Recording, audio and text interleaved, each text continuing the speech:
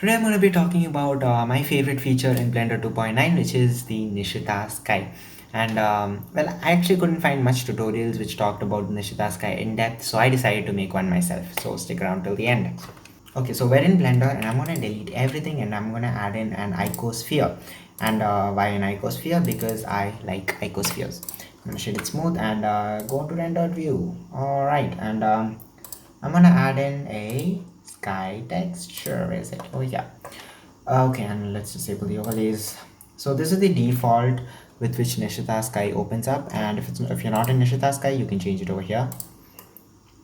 Okay, so this is kind of like a hazy late morning kind of scene, but you can customize Nishita Sky entirely, and that's what makes it better, makes it amazing. Alright, let's start with, I'm gonna make the sun intensity 0 and there should be a teeny tiny dot somewhere over here. Yeah. So this dot is your sun. Alright, and if I increase the size of the sun over here, let's say make it 23, you get a big sun. So that's how you change the size of the sun. I don't know what's the maximum size of the sun. I mean, the highest I've gone was 100. I never went beyond that. I've never had a reason to go beyond that. But you know, I'm gonna keep it at 23 for this tutorial, and I'll come back to that sun intensity later. And the sun elevation is basically how risen the sun is, how high is the sun from the horizon. All right, so if I keep it at 2 degrees, you can see that now I have a nice sunrise or sunset happening. And the best thing about Nishita Sky is that it automatically calculates the lighting based depending on where the sun is placed. So right now the sun is over here, so the sun is rising, and you can see that right now we have what looks like a nice morning sky. It's amazing. The sun's rotation is what you use to place your sun where you want it to be, and it rotates the sun along the z-axis. So if I want the sun to be in the opposite side and not over there, I can change it by making it 180 degrees over here, and you get the sun on the opposite side. All right, the next setting is the altitude, and the altitude is not the height of the sun. Actually, I mean, the height of the sun, we have the elevation over here. The altitude is basically height of your scene. I mean, like how high is your scene from the sea level. So by default it should be at 0, and for most things you can just leave it at 0. But in case you want to know, the maximum, the highest you can go is 60, and that leaves you in the middle of a black hole where there is no light in space. But although if you make it something like 35, you can see that this is kind of like the upper layers of the Earth's atmosphere, and it looks pretty cool.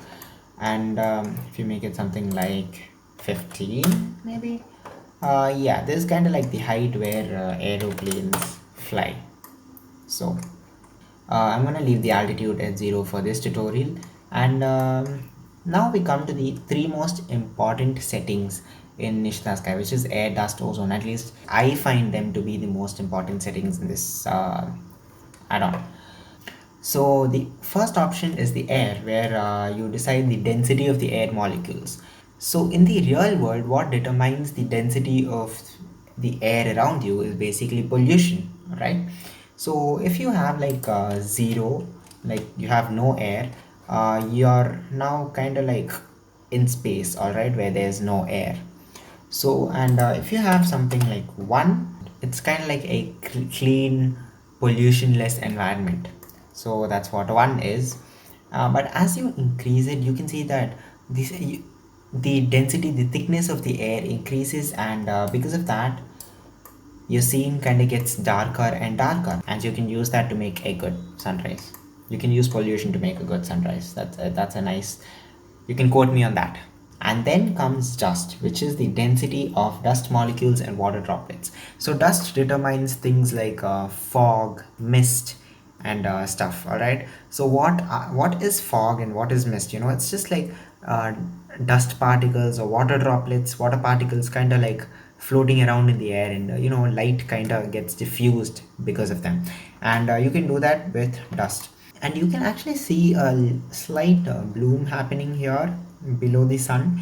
If I make the dust 0, you can see that it goes away. And if I make it something like 2, well, you get a the bloom gets more concentrated, right? And that's because of the haziness, and that haziness is because of the dust. All right. Although if you increase the dust to all the way to 10, it creates this kind of scene where there's the fog is too thick that you can't see anything, kind of like that. I mean, it doesn't suit this scene, but if you have the right scene, it will suit it. And then comes ozone. So ozone, Blender defines it as the density of ozone layer, and you need something like 1 to create like a nice earthy atmosphere. But the more ozone you increase, the more blue you introduce to your scene. I mean, look at the sky over here. It's kind of grayish, and if I take the ozone to 0, you can see that the sky just becomes kind of like an apocalyptic scene or a desert scene.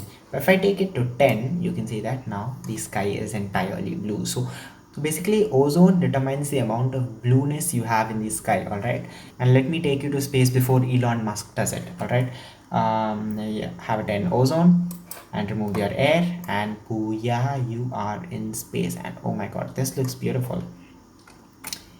Okay, now I'm going to talk about the last two options in Nishita Sky, which is sun disk and sun intensity. So this is the sun disk, all right? The actual sun is the sun disk. If you disable the sun disk, the sun just goes away. You don't have a sun in your scene anymore. Although where you think the sun would be, you will still have a brighter area than the others, and you can actually kind of see that this region is a lot darker than this region, because this is where the sun would be. Let's enable that.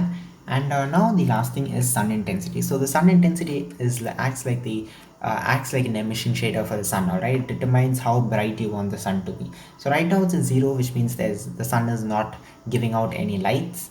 But if I increase it to something like 0.1, you can see that now the sun is giving out some light. All right, you can increase it depending on what kind of a sun you want in your scene. See, you can see that there's a gradient effect happening, and I really like it. This looks like a nice sunrise. The only thing that bums me about Nishita Sky is that the fact that it doesn't give any clouds.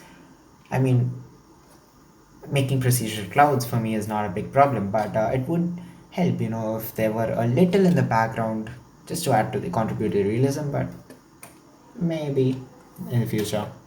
Although I do have to tell you about a bug with which happens with Nishita Sky. Actually, I don't know if it's a bug or a feature, but I'm gonna call it a bug because it feels like a bug to me.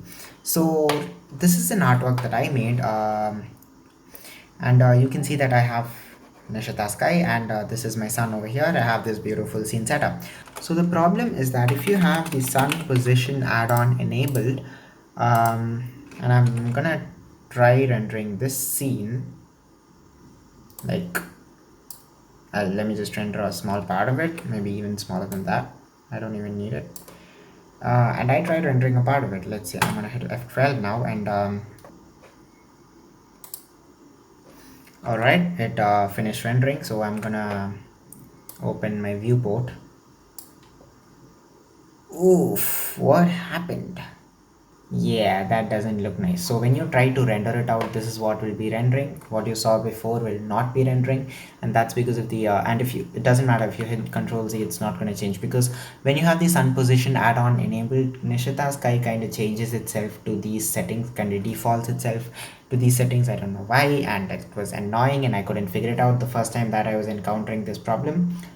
But as it turns out, it was because of the sun positions add-on. Because when you don't have that add-on enabled, and save that, and now you try to render out a very small scene from this image, you can now see that the sun position does not change. It's exactly what you want it to be. So just a heads up for you in case you encounter this bug and you don't know what to do. So now you know how to make a beautiful sunrise scene with Nishita Sky, as well as make a super cool space scene with Nishita Sky. So that's it for this video. This is Vishnu Menon signing off. I will see you in another video. Bye.